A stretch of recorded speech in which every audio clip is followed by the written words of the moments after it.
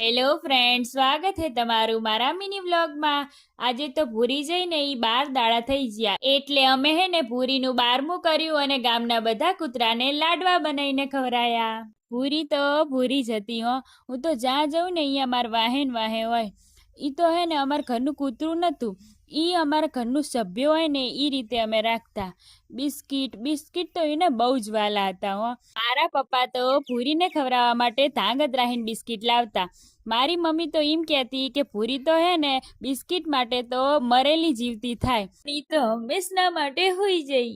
આ જોવો અમે ગામના બધાય કૂતરા માટે લાડવા કરવી હી। આને ગામડાની ભાષામાં રંગાડું કહેવાય। આજ તો હવાર હવારમાં જ મારા ગામના કાકા આયા તા રંગાડું બનાવવા માટે।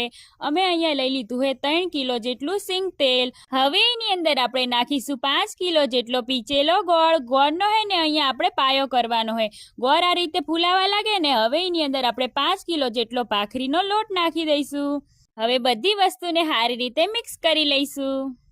તો આપણી બધી વસ્તુ સારી રીતે મિક્સ થઈ જાય એટલે તાવડાને નીચે મૂકી દઈશું અને આ રીતે એને હલાઈશું। આ રીતે આપણે થોડી વખત એને શેકશું ને એટલે લોટનો દાણો ફૂલી જશે અને મીઠો લાગશે।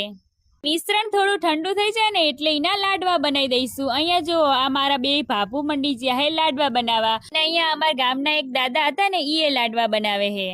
તો આપણા મસ્ત મજાના લાડવા બનીને તૈયાર હે।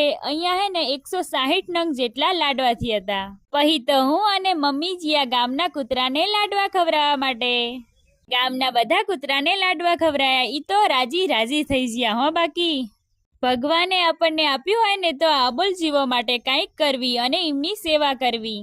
મારા પપ્પા કહે કે ધર્મ કરે કદી ધન ના ઘટે। મારી તમને એક રિક્વેસ્ટ છે કે તમે આ વિડીયોને બને એટલો શેર કરો, જેથી લોકોમાં જાગૃતતા આવે અને આ અબોલ જીવોને એ સમજે। આ અબોલ જીવોને માર ખાવાને બદલે બટકું રોટલો મળે। મારો વિડીયો ગમે હોય તો એક લાઈક જરૂર કરજો। આવજો।